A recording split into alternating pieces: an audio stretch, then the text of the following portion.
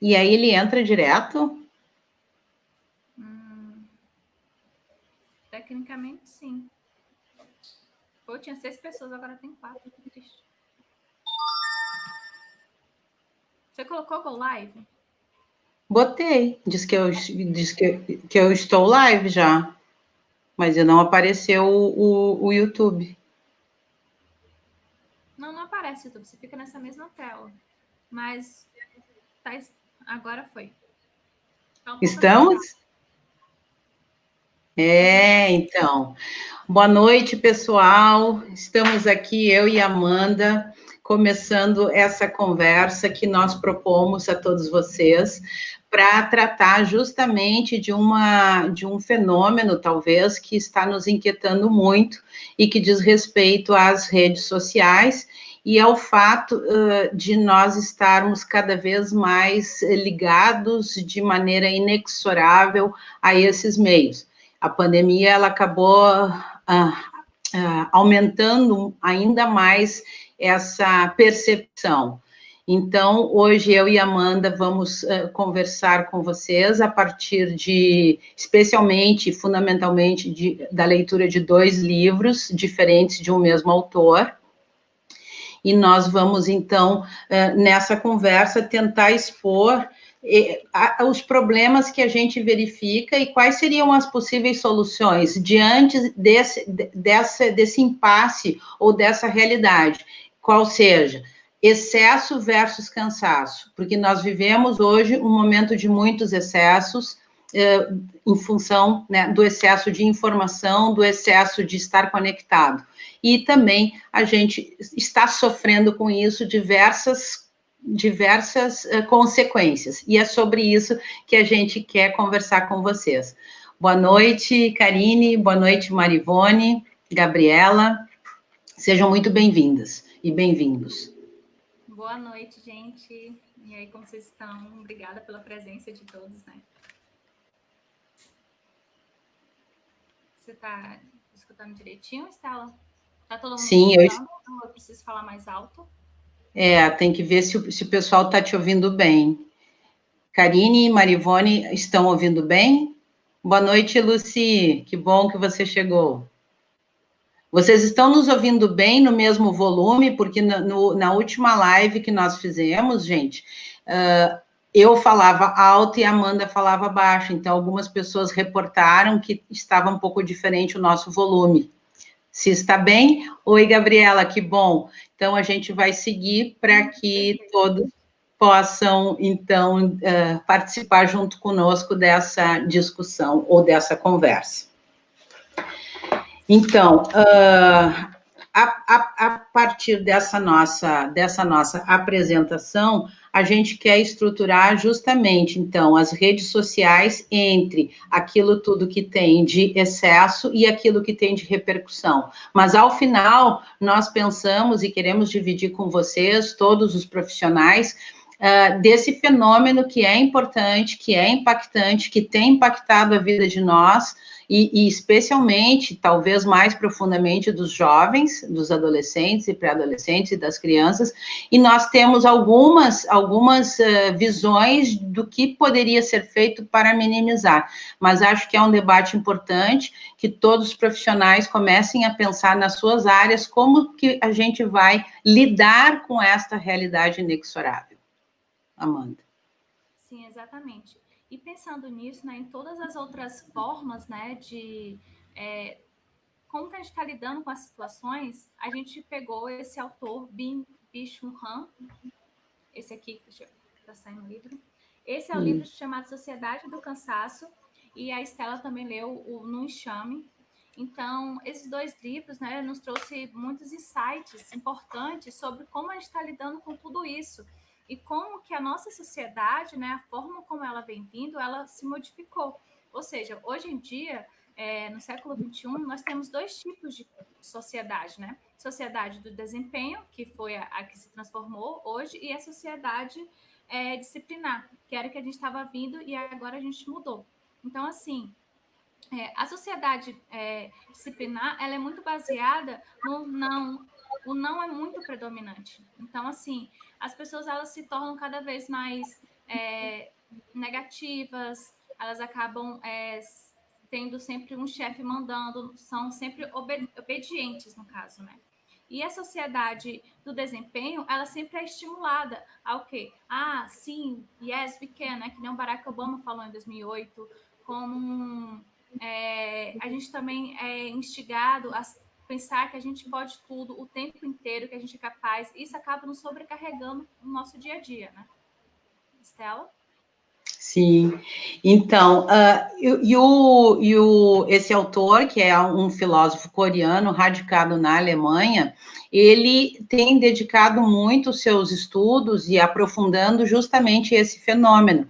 Então, ele evidencia que essa sociedade do cansaço, ela está diretamente ligada com as redes sociais e com a forma e com os mecanismos de relação que as redes sociais estão estabelecendo conosco. Então, ele aponta também, ele tem um outro livrinho pequeno também, nesse mesmo formato, que também seria muito interessante de a gente poder ler, que é a Sociedade da Transparência. É isso, né, Amanda? Sociedade da Transparência. Que ele vai falar o quê? Que hoje a gente está vivendo, nesses livros todos, né, ele acaba sempre falando desse tema, que hoje nós estamos vivendo esse fenômeno da transparência, só que a transparência, ela foi trocada pela confiança. Então, antigamente, nós confiávamos, as pessoas, nós nos confiávamos uns aos outros, mais ou menos, mas nós tínhamos confiança com as outras pessoas. E que essa transição para uma sociedade digital, onde a transparência é o que vale, nós estamos deixando de considerar a confiança como um grande referencial relacional, para que a transparência seja. E a transparência, ela é totalmente desumana, porque ela deseja ser quantificada, ela deseja ser mensurada, ela deseja ser transformada em algoritmo para atender os mercados. Sim, com certeza. Então, assim, como as mídias sociais nos atrapalham em relação a isso, né?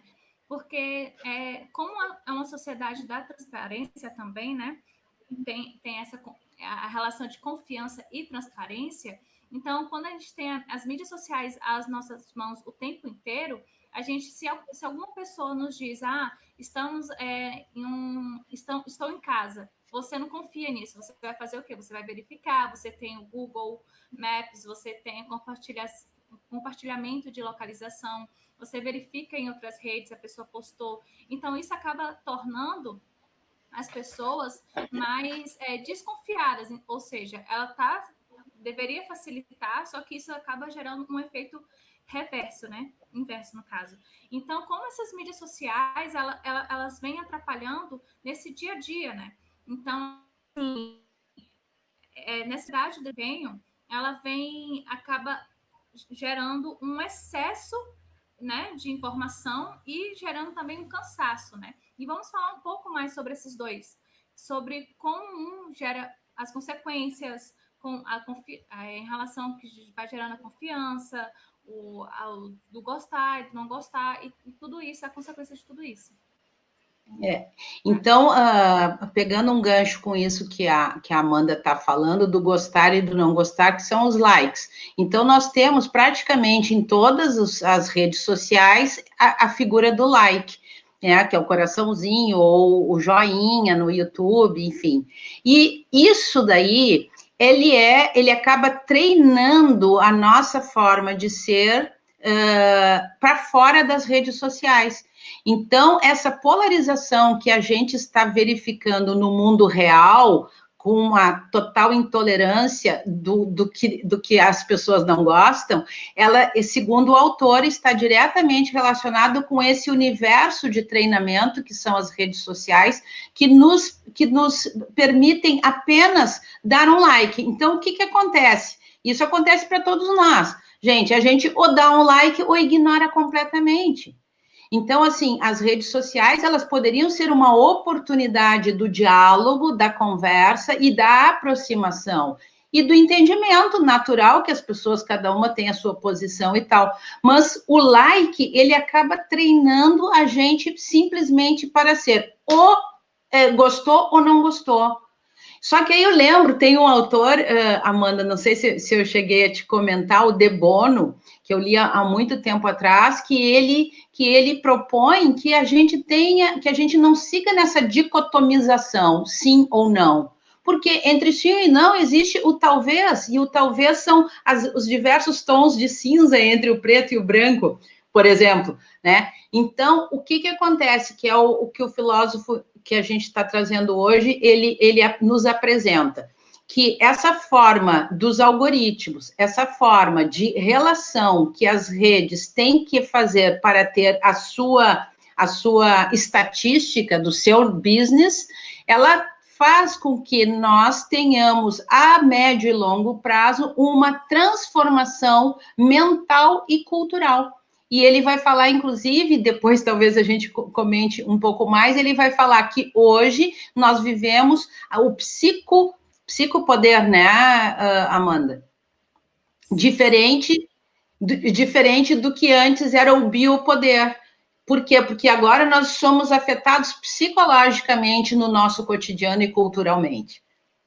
Sim, e isso acaba trazendo todo um excesso de informação, né? E todo esse excesso de coisas que a gente deve fazer o tempo inteiro, ou seja, devemos estar sempre dispostos, estar sempre animados, temos que estar dando conta de tudo, temos que estar nas redes sociais, temos que estar trabalhando sempre mais para ter o maior esforço, temos que estar sempre curtindo a vida, esse excesso de positividade. E o Bicho Han, ele fala exatamente isso, que a sociedade está sofrendo, na verdade, uma violência de positividade. E esse é o mal da sociedade do desempenho. Porque a gente é sempre estimulado a estar o tempo inteiro positivos, pensando que a gente pode, que a gente está aqui para fazer aquilo. Então, o que acaba gerando tudo isso é o quê? Nós somos nossos próprios concorrentes, né? Gera uma concorrência absoluta. O que é isso? A gente está concorrendo contra nós mesmos o tempo inteiro. Tanto que isso é estimulado, né? Tem os coaches, né, que falam isso o tempo inteiro. Se você olhar no YouTube, se você olhar, ouvir podcast, eles estão falando exatamente o tempo todo. Escute isso antes de começar o seu dia, seja positivo, vamos lá, vamos conseguir. Isso acaba gerando um estresse intenso. Por quê? Porque às vezes seu corpo não dá conta. Você tem 24 horas, o Bicho Han, ele fala exatamente isso, que hoje em dia a gente acha que ser multidisciplinar é uma coisa super, ser multitarefas é algo fantástico, só que na verdade, que a gente está evoluindo sendo multitarefa, só que na verdade não, a gente está retrocedendo. Por quê? Porque os animais na floresta, entre outras coisas, né, eles não podem comer, simplesmente estar lá na floresta comendo a caça deles. Eles têm que estar atentos o tempo inteiro, ou seja, eles são multitarefas. A gente tem a oportunidade hoje em dia de ser ligada, ser especialista, ser ligada apenas a uma tarefa. Por quê? Porque a gente está protegido. Por exemplo, eu estou aqui falando com vocês, eu não estou preocupada se um leão vai me comer agora, ou se vai ter um animal muito maior que pode me atacar. Eu estou simplesmente focada naquilo, né? Viu, Amanda? Inclusive, é isso que tu estás te referindo, que o Bicho Han fala, ele diz respeito aos próprios seres humanos lá no passado, na era primitiva. Logo no início do processo de hominização e tal, nós não tínhamos ainda o domínio de tantas ferramentas e de tudo, então nós tínhamos obrigatoriamente isso que tu falou, ser multitarefa. Então, a própria civilização, a própria evolução é essa capacidade que nós teríamos de ficarmos focados, de ter um ócio criativo, de poder contemplar, para poder pensar. E aí eu vou já linkar um pouco, Amanda, com aquela questão, com a questão do pensamento. Como a gente tem o excesso de informação, o que acontece? Tudo que é excesso, a gente acaba banalizando.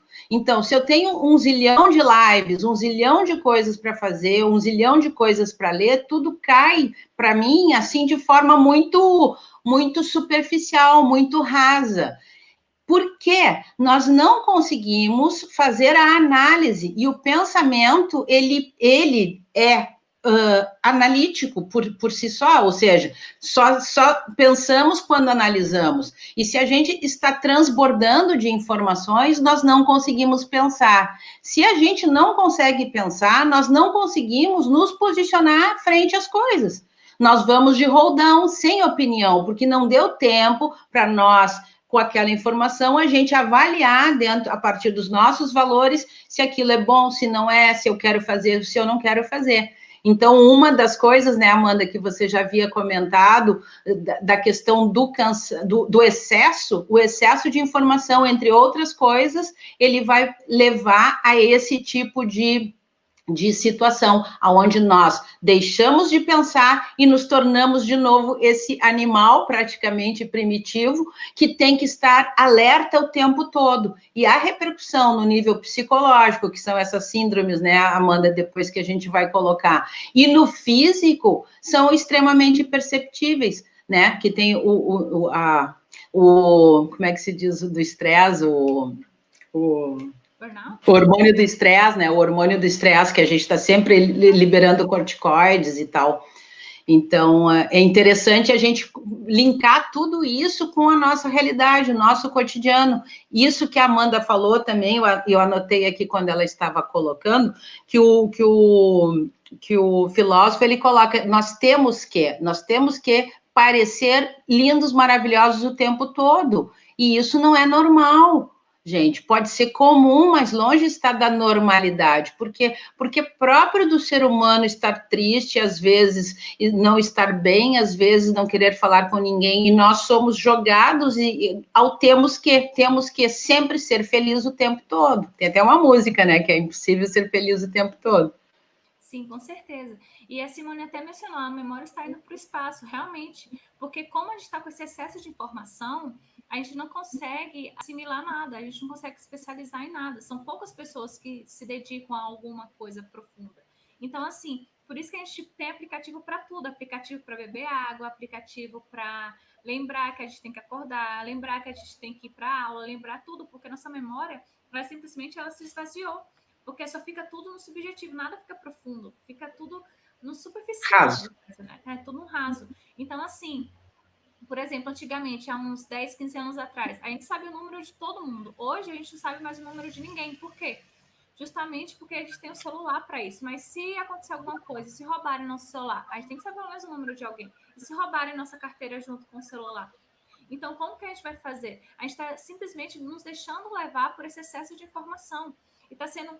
E cada vez mais essa sociedade, né, e toda a mídia, ela vai trazendo isso, dizendo como se fosse algo muito bacana. Realmente, para a evolução, que tem algum certo nível de dificuldade, isso vai auxiliar, não é de todo negativo. Mas a gente tem que realmente parar e pensar na nossa memória, pensar em como a gente pode assimilar as informações, priorizar o que a gente quer ver, saber ter o nosso tempo. Uma coisa que o autor fala, o Bicho Han fala, que o quê? Que a gente deixa de contemplar as coisas, que a gente deixa de ter o tédio. Porque o tédio, que antigamente era algo muito positivo, por quê? Porque você conseguia contemplar, conseguia absorver, conseguia criar com o tédio, porque às vezes estava com o tédio É criativo. Como? Não, criativo, o ócio criativo, né, do De Masi. Sim, exatamente. Só que hoje, se a gente ficar com tédio, a gente se sente culpado o tempo inteiro. Por que a gente está com tédio? Tem tanta coisa para fazer, não pode simplesmente não se pode permitir a sentir tédio hoje em dia. Porque a sociedade nos culpa. Por quê? Porque a gente foge o tempo inteiro. Então, assim, e a gente vai recebendo esses cases de sucesso das pessoas mais jovens, de pessoas, em um ano começa a ficar milionária, ou com muito menos, que consegue fazer tudo. Se você parar a pensar, por exemplo, a gente estava até conversando hoje, eu e Estela, do Tony Robbins. Ele é aquela pessoa perfeita para ter qualquer tipo de síndrome em relação a isso, porque ele tem que estar cronometrando o tempo dele o tempo inteiro. Ele acorda 4 horas da manhã, ele toma um banho lá, 0 graus, e depois ele tem que fazer a meditação. Depois ele, entendeu? Tipo assim, ele faz tudo isso para ele encontrar o equilíbrio dele, contudo, é sobrecarregado. Aí ele simplesmente não para não fazer nada, para contemplar, para apreciar. E isso faz com que a gente acaba não dando valor a nada. E esse é o problema. E por isso é uma sociedade do cansaço, por isso que é tão complicado, porque a gente está com excesso de informação e a gente que deveria, já que a gente está com excesso, a gente deveria simplesmente parar, respirar e absorver. A gente não tem tempo para isso. Simplesmente a gente tem que pegar e já produzir, pegou a informação próximo. Isso acaba, o que esse excesso de informação pode gerar? Pode gerar um cansaço. Então, assim, acaba gerando esse cansaço dessa violência da positividade, né?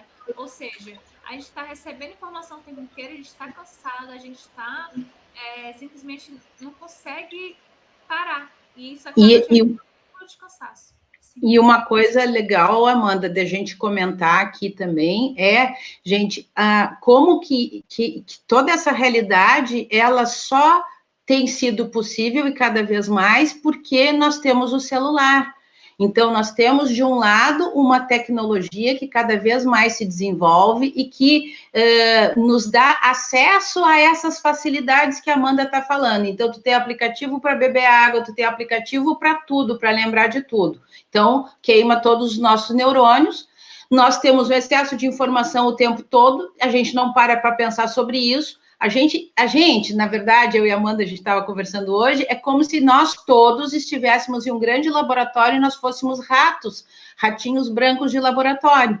Então, o celular, gente, ele é uma peça-chave. Inclusive, uma amiga minha, que eu comentei sobre essa live que a gente ia fazer, e ela disse assim, Estela, logo que surgiu o celular, alguém me disse, eu não lembro, que o celular, ele diminui o contato entre as pessoas.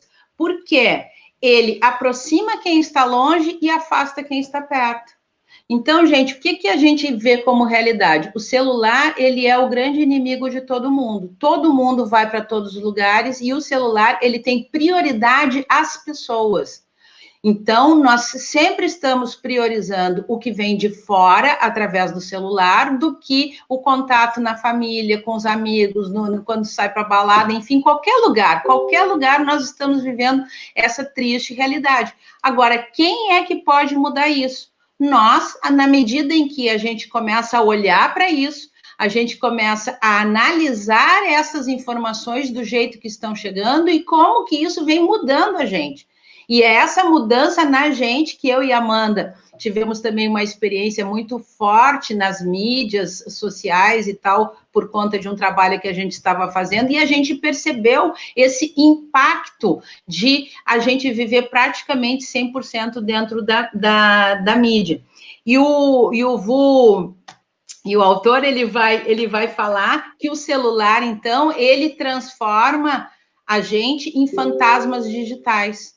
Então, eu achei muito impactante essa figura, mas é uma figura legal, gente, para depois a gente continuar refletindo sobre esse tema, a partir da nossa profissão, a partir da nossa importância social. Eu não sei se aqui nós temos professores, certamente, profissionais que podem fazer a diferença no seu meio para, a partir dessa reflexão, tentar ver o que é possível. Claro, ninguém está propondo aqui desligue as redes sociais completamente, porque a gente, com a pandemia, acho que depois a Amanda vai comentar um pouco, né, aumentou todo esse panorama, porque isso não é um panorama novo só da pandemia. A pandemia só ela ativou muito essa realidade. E nesse sentido, Amanda, eu queria comentar de três filmes que eu acho que tem um pouco a ver com isso que a gente está falando. Esse diagnóstico agora ficou um pouco mais contundente em função de que nós nos confinamos. Mas, se você vê Matrix, se você vê Quem Somos Nós, e se você vê O Clube da Luta, nesses três filmes, sendo que Matrix é 1999, gente. O Clube da Luta é 1999, parece que foi ontem, eu assisti, né, esses filmes imediatamente assim quando eles foram lançados. E o Quem Somos Nós é 2004. E esses três filmes, eles são bastante paradigmáticos porque eles previram em maior medida o que a gente está vivendo hoje, a Matrix, né? E o Quem Somos Nós, ele mostra do ponto de vista bioquímico como que procede toda essa mudança externa dentro do nosso corpo. Então, nós estamos tendo uma mudança cultural, coletiva, planetária, em função das redes. E é isso que a gente está falando aí, né, Amanda? Sim, claro, a gente está buscando trazer aqui também como um alerta, né? Discutindo sobre tudo isso. Então, assim, por exemplo, a pandemia, né? Uma forma da gente fugir do problema, da gente parar de tentar sair do mundo que é só ficar confinado em casa, era o quê? Era as redes sociais, era as mídias, né? Enfim, de televisão, enfim. Só que ao mesmo tempo a gente acaba se aprisionando a ela, porque acaba nos puxando. Então, eles têm informações o tempo inteiro de como que faz você ser chamada a atenção novamente, né? Então, assim, não sei se vocês assistiram o documentário Dilema das Redes Sociais, e ele fala exatamente isso. Quando a pessoa, ela simplesmente para, não, vou parar de olhar o Instagram, vou parar de ver qualquer rede social, eles fazem alguma coisa para chamar a sua atenção para que você volte novamente. Então, assim, nós estamos sendo escutados o tempo inteiro. Nós estamos sendo vigiados o tempo inteiro. Então, assim, hoje em dia não temos mais controle exatamente do que vai aparecer para a gente, né? Então, nós estamos constantemente está sendo jogado na gente informações de algoritmos que acham do que a gente vai gostar, do que a gente vai querer ou não. Só que isso não é nem o nosso desejo, é o que os algoritmos acham pela recomendação ou por a gente simplesmente por distração escolher algum vídeo e ele volta para a gente. Então isso acaba gerando que nem a gente vê hoje em dia, né, no nosso cenário político, acaba gerando um ódio maior, porque você simplesmente recebe aquilo que o algoritmo acha que você vai gostar, que vai te favorecer, que ele vai conseguir dinheiro com isso. Porque por trás disso tem toda os anúncios, tem um comércio ali por trás. Então, assim, tá todo mundo ganhando dinheiro o tempo todo. Então, estamos sendo manipulados o tempo O tempo todo. E aí, importante, Amanda, a gente acentuar nisso que tu estás falando do algoritmo, é que a perspectiva, ou as perspectivas das redes sociais, todas elas é monetária, é financeira, é mercadológica. Portanto, nós somos produtos e consumidores desses produtos. Nós mesmos somos os produtores e os consumidores.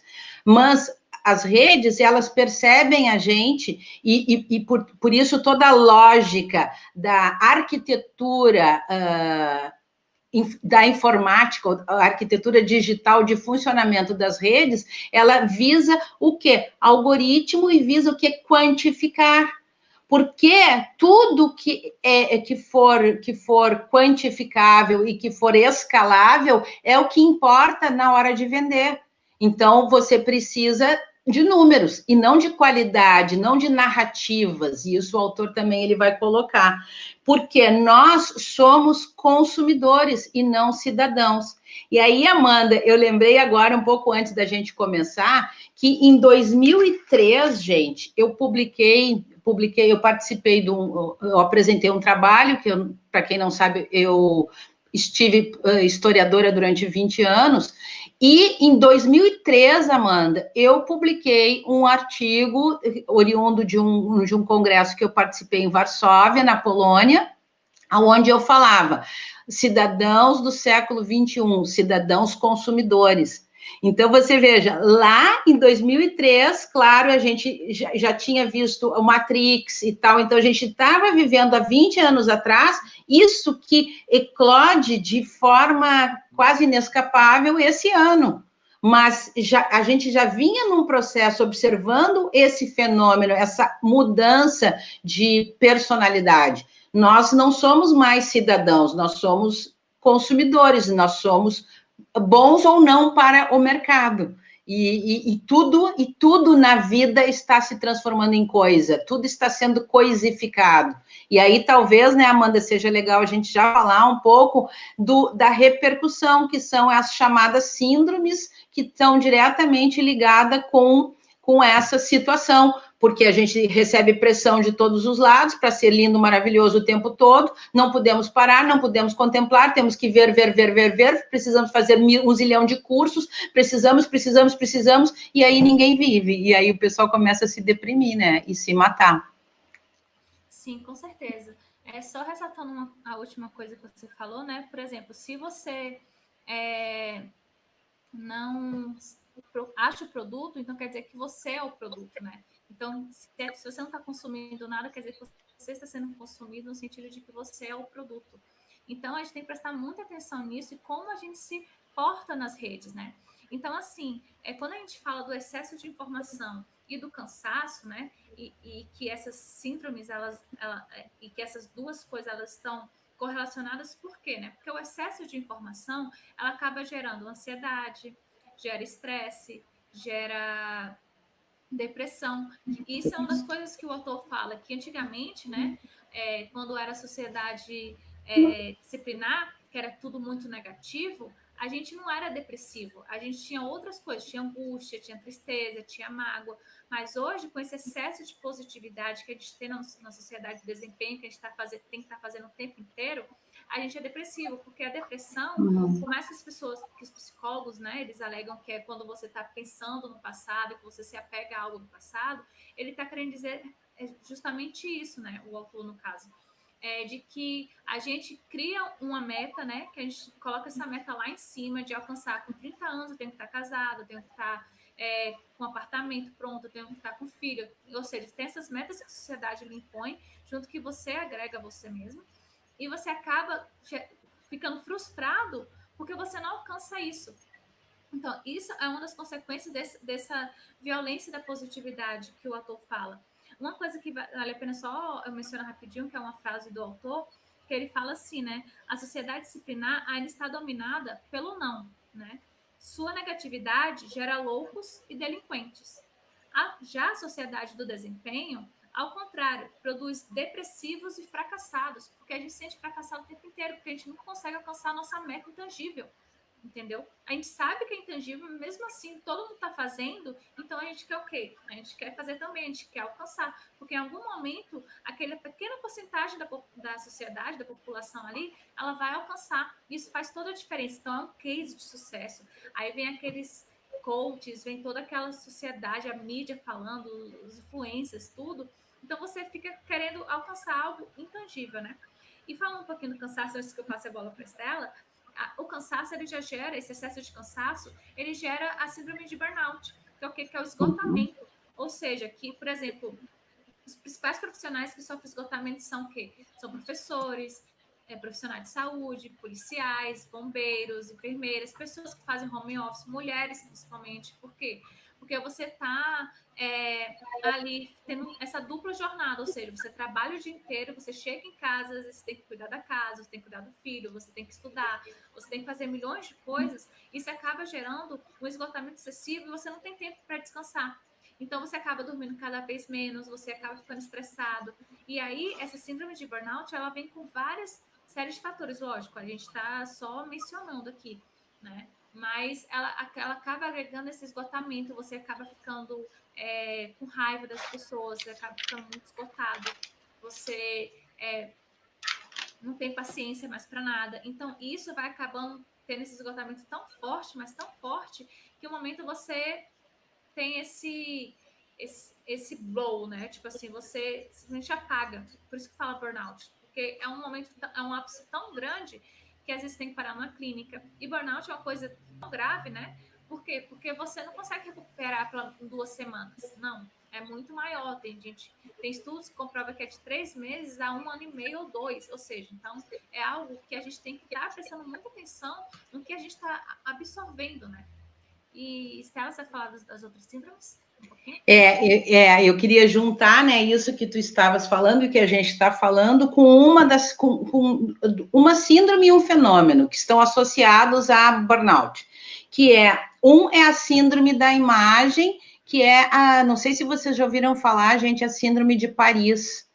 Síndrome de Paris é um fenômeno que foi observado especialmente entre os japoneses, mas agora está acontecendo praticamente com todos não, com muitos turistas.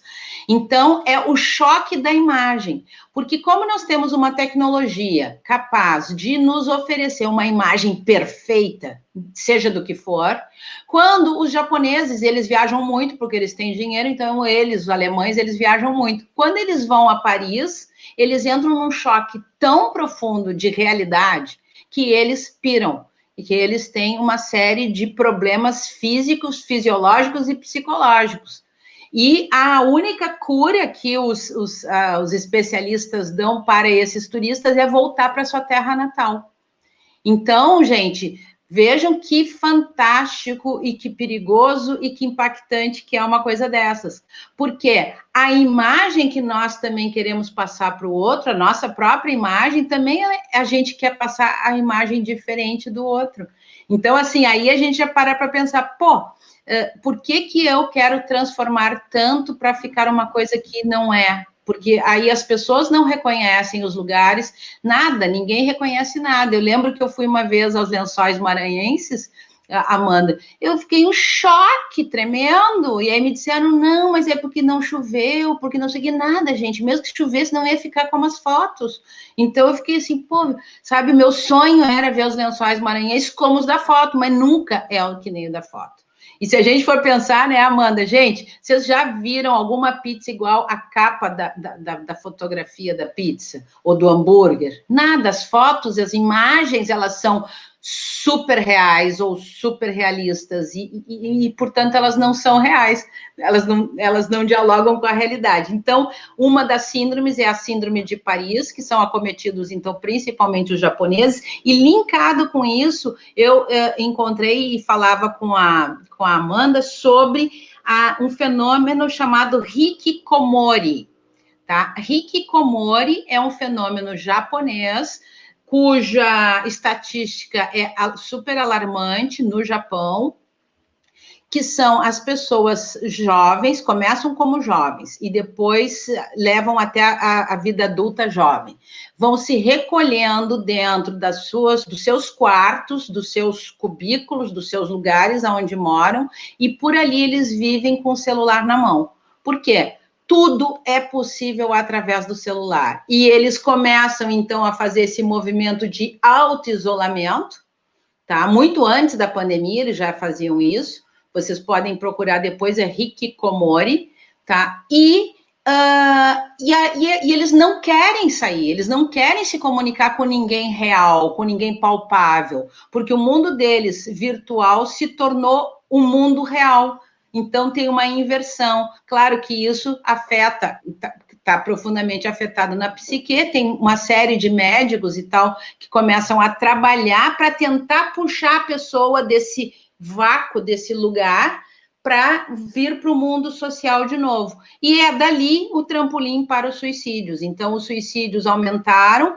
No Japão, a gente sabe que a estatística é altíssima. No Brasil, os dados recentes foram de aumento terrível com a pandemia mais ainda, principalmente porque pela falta de contato real. Então, a gente tem esse fenômeno hikikomori, que é um auto-isolamento desejável, a própria pessoa fez essa escolha, tá? Que é mais ou menos a escolha que a gente está fazendo, né? Esse é o tema. É a escolha que a gente está fazendo quando a gente está sempre com o celular na mão e ele é prioritário na nossa vida e não as pessoas que estão no aqui e agora com a gente. Né? Então, é legal a gente chamar a atenção disso, que o burnout são essas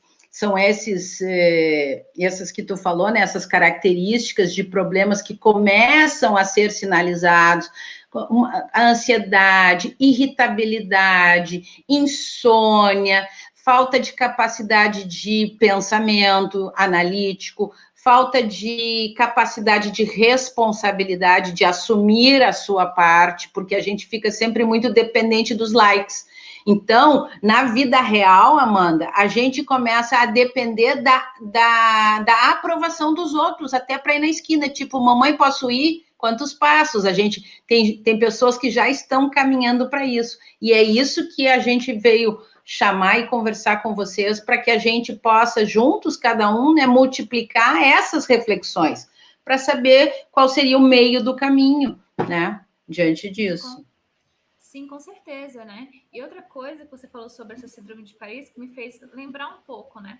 Porque assim, como somos aquela sociedade de desempenho que está fazendo tudo o tempo inteiro, ou seja, tem que estar com o corpo perfeito, com a pele perfeita, com o cabelo perfeito. Então, esses filtros, né, que as redes sociais vêm trazendo, eles acabam gerando justamente isso, esse estresse. Então, assim, até no documentário, O Dilema das Redes Sociais, ele mostra, né, a menininha, a orelha, porque antigamente, a gente sofria bullying, né? O bullying é uma coisa que vem há muito tempo atrás. Sim. Essa negação, falar que você não é perfeito, serve para o nosso desenvolvimento, né? Não estou falando que o bullying é ok, mas isso faz parte do crescimento. Então, assim, antes a gente tinha isso nas escolas, em alguns lugares específicos. Hoje, a gente tem isso o tempo inteiro. Por exemplo, hoje em dia, né, eu tô vendo muito isso, essas blogueiras, as pessoas que trabalham com mídia o tempo inteiro, elas estão recebendo críticas, recebendo palavras fortes, ou seja, você carrega isso, antes você pegar, voltava para casa, o bullying estava lá, estava na escola, às vezes você tinha algum sentimento que você guardasse, conversar com alguém, se sofrer e tal, mas agora você pegar o celular, você está entrando em contato com isso o tempo inteiro. Então, assim, isso acaba gerando uma frustração gigante. Então, aí vem um excesso de informação que você tem que estar perfeito, aí vem um filtro que mostra ali que, pô, eu não sou perfeito, olha só como minha pele ficou. Aí você tenta se transformar, você não fica satisfeito com o seu corpo. Então, assim, é uma bola de neve que ela vai crescendo cada vez mais. E isso acaba gerando essas síndromes. E essas síndromes, por exemplo, a de burnout, já atinge 33 milhões de brasileiros. Então, assim, é muita coisa. Então, não é simplesmente ter um TED Talk muito bom que fala justamente assim: o amigo do seu amigo tem burnout. Ou seja, é uma coisa que está ficando tão próxima da gente que terrível. pessoa, ali o amigo do seu amigo tem burnout. Por exemplo, a Estela mencionou rapidamente, mas eu cheguei, lógico que não fui no psicólogo, não fui diagnosticada nem nada, mas pelos sintomas e pelas formas, né, como eu me senti e tô me sentindo ainda me recuperando, eu tive como se fosse um pseudo burnout, ou se não algo muito sutil, né? Ou de um estresse que não chega nem a ser burnout, mas de um estresse tão alto, mas tão alto que você fica no outro dia, você não tem vontade de fazer nada, você perde a vontade de viver. Não chega a ser uma depressão, mas chega a ser um esgotamento mesmo. Exaustão, né? Essa exaustão, esse hábito de exaustão tão grande que você fica sem saber o que fazer, como você vai agir. E a sociedade está ali te pedindo para você estar trabalhando o tempo inteiro. Então, assim, uma das coisas, né, que já estamos 42 minutos aí de live, que é como evitar, né, e para onde estamos caminhando. Então, assim, como evitar? Ele não dá diagnóstico, né? Ele não fala a receita do bolo. Mas, assim, uma coisa que a gente fazia há muito tempo atrás, que hoje em dia a gente não faz, é a contemplação. É estar ali com alguém, conversando, apreciando aquele momento. E são coisas, as pequenas coisas da vida mesmo. Você andar simplesmente sem objetivo, andar olhando as árvores, olhando os prédios, apreciando a arquitetura. Outra coisa que é muito interessante fazer, desligar as notificações. O meu celular não perturbe o tempo inteiro. Eu não vejo nada, a não ser que eu clique e vou verificar se tem alguma mensagem. Mas, às vezes, a gente está aqui, eu estou aqui focada justamente nessa live. Se o celular fica lá pitando o tempo inteiro, querendo ou não, isso vai chamar a minha atenção. E é para chamar a atenção. Esse é o objetivo do celular. É acender a luz, é o apitar, é o vibrar. Porque, simplesmente, se não fosse esse o objetivo, ele estaria desligado, com a tela desligada o tempo inteiro. Então, assim, a gente tem que se policiar com certas das nossas atitudes. A gente simplesmente não pode simplesmente se radicar e falar, não vou ter mais celular, não vou ter mais rede social, porque isso nos auxilia. Imagine, assim, o quanto que a gente já desenvolveu, o quanto que a gente ajuda, o quanto que a gente já consegue se contactar com outras pessoas. Mas a gente tem que saber usar e encontrar esse equilíbrio, né? Para a gente não se tornar depressivos e fracassados. A gente tem que saber que a gente tem limite, respeitar o nosso corpo, né? E a Estela pode falar um pouco mais disso, né? Da nossa consciência corporal, de como a gente pode fazer. Se a gente está precisando dormir, a gente tem que dormir, né? Ou se não, conversar com alguém. Às vezes eu sei que é complicado, tem chefe, tem muitas outras funções para fazer, mas às vezes a gente tem que respeitar, porque senão a gente chega a esse esgotamento e não é de um dia para o outro que passa, né? Que nem esse de burnout. Você fica, às vezes, 2 anos com isso e tem gente que não se recupera. E tem outros tipos de estresse, né? Síndromes que vai se destrinchando do estresse altíssimo, que tem gente que não consegue nem sair mais. E tem Desse trauma, né, forte. Tem a síndrome da fadiga de informação, que nesse livro No Enxame, né, sobre as redes digitais, que o Sean vai colocar, é Síndrome da Fadiga de Informação. Ela já tem esse nome, ela está configurada lá com número e tal, então o mundo já reconhece, como é que é o nome? Isso, o CID, então ela já tem CID. Então, o que significa isso? Que ela já é reconhecida e que ela é fato e que ela é verdade. Vejam vocês, Síndrome da Fadiga de Informação. Então, essa síndrome, ela traz todos esses mal-estar que a Amanda colocou, que num primeiro momento é mal-estar, mas se isso continua sendo regularmente se a gente vive submetido isso regularmente, isso vai somatizando no corpo e nós daqui a pouco vamos sofrendo, tanto no nível mental, psicológico, como no físico, os efeitos de nós não estarmos nos apropriando das nossas ferramentas. Então, gente, assim, o celular, somos nós o dono do celular, não é o celular que é o nosso dono. Não são as notificações a cada momento que tem que tirar a gente do que a gente está fazendo. Por quê? Porque nós não conseguimos mais, por exemplo, ter foco, ter concentração. Por quê? Porque a gente está fazendo uma coisa, pipi o celular, pipi a notificação do aqui, do ali, do não sei o quê. A gente não consegue. Então, o que é importante? Que a gente faça uma avaliação de o quanto que nós estamos já submetidos ao celular, eliminar as notificações, que nem a Amanda colocou, é uma das possibilidades. A outra coisa que a gente estava conversando hoje de recomendações, assim, ou de dicas que a gente poderia começar a fazer, por exemplo, a gente tem que ser mais seletivo. Tem muita coisa importante, eu conheço gente que não pode nada nunca porque ela só faz live, ela está participando de todas as lives, então assim, mas e quais são os temas? Dos mais díspares possíveis. Então tentem, né, vamos tentar todos ser mais seletivos nas nossas escolhas para que a gente seja proativo naquilo que a gente escolhe. Tá? Então, essa seria a segunda dica. Uma outra dica é você seguir uma plataforma, ou um grupo, ou um curso, um tema, e aprofundar ali. Porque justamente o que nós temos hoje são pensamentos e opiniões rasas, ou seja, não são nem opiniões. Eu não quero porque não quero. Não foi porque ninguém tem mais profundidade, porque é típico das redes essa coisa rasa. E nós, então, queremos conteúdo, nós queremos aprofundar, nós queremos realmente aproveitar o livro, não só a manchete, sabe? A sensação nas redes é que a gente sempre só tem a manchete, a gente quer ler o livro, porque é ler o livro que faz com que a gente possa mudar no mundo e mudar o mundo. Então, uma outra sugestão, dica, a partir dessa escolha, manter o foco. Aí muitos podem dizer, como manter o foco? Então, como a Amanda colocou, tendo consciência corporal. Tudo isso que a gente está falando, gente, passa pelo quê? Pela consciência. A consciência nossa, existencial, e, portanto, a consciência corporal. Então, consciência corporal diz muito sobre a gente, e isso significa nossa saúde mental, nossa saúde física, nossa determinação de ir ou não ir, de falar ou não falar, e tudo isso nós temos que tomar o controle de novo de nossa vida e desligar as notificações do celular. E quando a gente for almoçar com alguém, ou quando a gente estiver com alguém, esses momentos tão raros que são hoje, né, que a gente aproveite aquilo o máximo, porque senão a gente vai continuar cada vez mais isolado e cada vez mais achando que essa é a solução, e não é. A solução é nós nos aproximarmos cada vez mais, hoje de máscara e tal, mas a gente se aproximar. Então, como reduzir e eliminar o excesso depende de nós.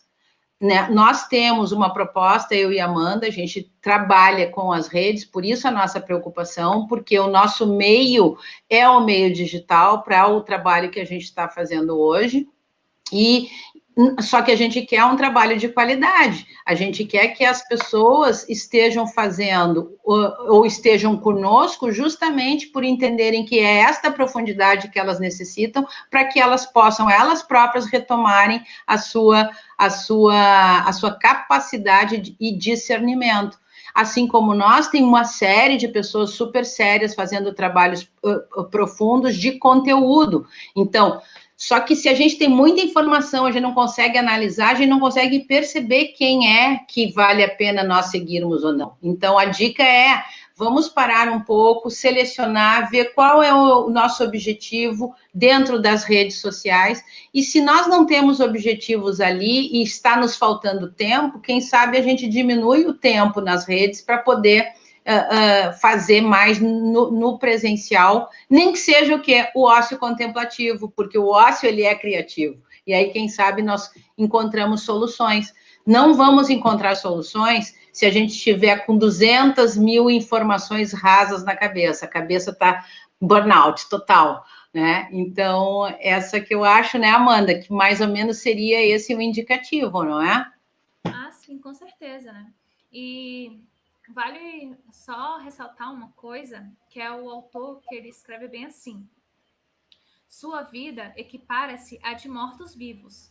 Estão por demais vivos para morrer e por demais mortos para viver. Então, assim, eu acho muito legal essa frase, justamente por quê? Porque a gente tem tudo isso para aprender a viver. Mas no final a gente está se tornando. Ele usa até um termo, né? Que é como se virássemos fantasmas, como se a gente perdesse toda a nossa essência, né? Então é surreal como que a gente tem todas essas tecnologias para a gente poder viver, para facilitar a nossa vida, só que no final a gente não sabe viver mais. A gente perdeu. Então, assim, o que a gente está fazendo aqui, que eram coisas que a gente deveria fazer naturalmente, a gente está meio que reaprendendo com essa pandemia, com tudo, a viver, a dar valor às coisas, a contemplar. Então, essa pandemia ela veio para intensificar. Então, assim, quem estava já predisposto a largar o celular, a se aprofundar para o autoconhecimento, então, procurar conteúdos que são mais condizentes com a sua essência, então isso faz toda a diferença, né?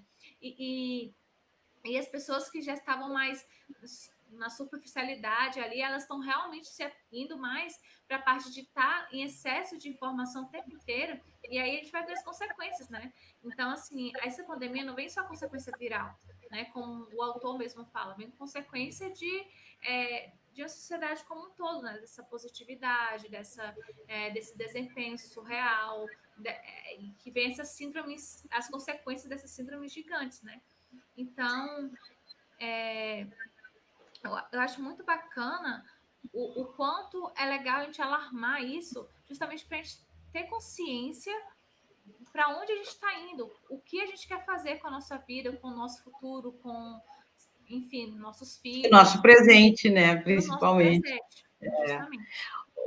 Amanda, vamos responder a Carol e, de repente, a gente abre para quem que tiver algumas perguntas e tal, porque a gente não vai querer se delongar mais e talvez as perguntas façam a gente, né, trocar um pouco mais. Então, a Carol, ela está falando dessa dificuldade de estar de corpo e mente presentes em um lugar. Tenho a impressão que estamos fazendo tantas coisas ou querendo fazer tantas coisas que não estamos inteiramente em nada. E é exatamente isso, Carol, que nós estamos falando. Esse excesso de informações, esse excesso de ter que, eu tenho que fazer isso, eu tenho, e além disso, tem que estar bonita, linda, depilada, maquiada e tal, tudo isso faz essa sensação, essa distopia entre corpo e mente. Então, justamente, né, o trabalho que a gente faz, que eu venho fazendo e desenvolvendo nas redes, é justamente a questão da linguagem corporal, porque eu trabalhei há anos atrás como atriz e diretora de teatro, e juntei, então, essa questão do corpo no teatro com a questão mais terapêutica, né? Esse corpo, ele é desidentificado, não há mais necessidade do corpo, na verdade, Carol, sabe? E tem uma filósofa que eu também recomendo, que eu gosto muito, vocês devem conhecer, a Viviane Mosé, que ela fala no café filosófico, tá? E ela traz justamente essa percepção que a gente tem, que é uma descorporificação do corpo. Nós não precisamos mais do corpo, a gente só precisa da mão no mouse ou da mão no touch e pronto. e a cabeça não precisa pensar e o corpo ele não precisa sentir. Então, o que é legal, Amanda, que a gente não tinha falado, as redes sociais, elas causam, Carol, um embotamento dos sentidos. Então, nós não temos mais os nossos sentidos sentindo, nós não temos mais o contato, o tato, nós não temos praticamente nada, nós temos apenas uma pobre visão. Através das redes sociais. Então, a proposta que a gente faz, claro, existem inúmeras possibilidades. Como que a gente vai acoplar o corpo e a mente? Através da respiração e da consciência dessa respiração neste corpo, porque daí eu começo a voltar para o corpo. Quando eu respiro e presto atenção nessa inspiração e expiração, que é a respiração profunda diafragmática, eu consigo perceber que eu existo. E aí eu começo a fazer todo um trabalho corporal de autopercepção novamente, para poder acoplar, né, a mente, o emocional, o físico, o espiritual, por que não também, e os 4 corpos, né, a gente diria. Sim, só para a gente finalizar, né, que está quase chegando uma hora, Isso. mas uma frase assim, impactante, né, que o autor fala, que assim, nós somos livres com a liberdade de nos prender. Então, assim, nós estamos sendo livres, mas estamos nos prendendo em algo. Então, o quão grande é essa liberdade, né? Então, vale a pena refletir, porque a gente está dizendo que a gente é livre, que é uma sociedade democrática, que é uma sociedade que você pode fazer o que você quiser, mas na verdade a gente está tendo uma liberdade para a gente se prender. Então, boa essa, Amanda. Né? A gente está se prendendo boa. nas redes sociais, entre outras. E no celular, né? Porque isso eu fico, assim, muito chocada às vezes, sabe? E vocês, todos, pessoal, já devem ter passado por isso. Como o celular tira as pessoas do aqui e agora. Às vezes tu tá conversando com alguém, tu tá ali te abrindo para alguém, talvez até emocionalmente, dizendo alguma coisa tua muito pessoal, e a pessoa, pá, bate o celular é mais importante do que esse momento, né? Então, assim, um dos passos de tudo isso que a gente falou é começar a retomar e nesse filme que eu falei, o Clube da Luta, para quem não viu, eu comentei com a Amanda, na música que roda o tempo todo, a trilha sonora do filme, a letra da música fala o seguinte: você não é o dinheiro que está na sua carteira, você não é a sua carteira, você não é o carro que você anda, você não é as coisas.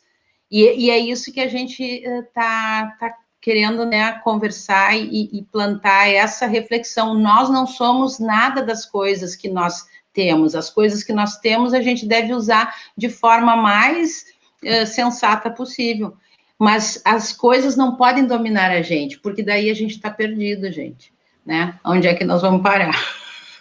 Né, Amanda? Com certeza. Então, assim, se eu puder passar alguma mensagem inspiradora ou algo, assim, apreciem as coisas, né? Comemore, seja grato. Então, assim, o autor até fala, né, que antigamente as pessoas comemoravam, né, por cada vitória, cada coisa, e hoje a gente perdeu isso. A gente quer muito algo, mas depois que a gente consegue esse algo, a gente fica ok. Então, aprenda a apreciar as pequenas coisas da vida, larga o celular mais de lado, porque o que importa, na verdade, de tudo isso é essa interação que a gente tem, é os nossos sentidos estarem aguçados, sendo estimulados o tempo inteiro. Então, por mim é isso. Obrigada por toda a participação de todos aqui, a colaboração. E espero que é isso, né? Que a gente seja uma sociedade mais consciente e que a gente consiga mais impactar outras pessoas e despertá-las, acordá-las, enfim, do processo delas, para que a gente consiga, todos juntos, construir uma nova sociedade, né?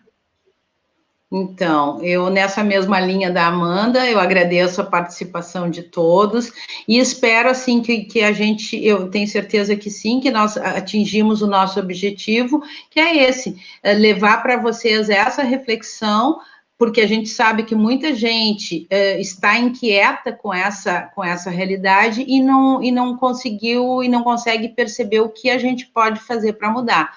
Eu acho que a primeira coisa é a gente cada vez mais abrir fóruns e fóruns para conversar sobre, para perceber que isso é um problema que deve ser solucionado, para que a gente não aumente o número de suicídios entre os jovens, para que os nossos jovens não se transformem em autistas sociais, que muitos já são, para que as relações possam ser cada vez mais vívidas e vividas, né? No aqui, agora, no presente, mas num presente tátil, num presente corporal, num presente onde haja abraço. Então, a gente espera encontrar vocês e a ideia é multipliquem, se vocês puderem, esse fórum na comunidade de vocês, no grupo, seja lá o grupo que for, porque é um problema, gente, social coletivo, planetário, e nós temos que pensar soluções para mediar esses impactos, para minorar esses impactos que estão sendo terríveis e já temos dados estatísticos disso tudo. Então, agradeço aí a participação, agradeço a audiência, e a gente continua nas redes, produzindo conteúdo, buscando solucionar essas questões. A via é a via, né, da linguagem corporal, do corpo, porque é o corpo, mente e corpo, somos nós que vamos resolver, por isso que aí que está a nossa solução. Tá bom, gente? Se alguém tem mais alguma coisa a perguntar, a gente ainda pode responder, se não, nos vemos nas redes. Tá bom, gente? Gratidão, então. Beijo, gente. Tchau, tchau. Beijo. Tchau, tchau. Valeu. Obrigada, Cíntia. Obrigada, Carol.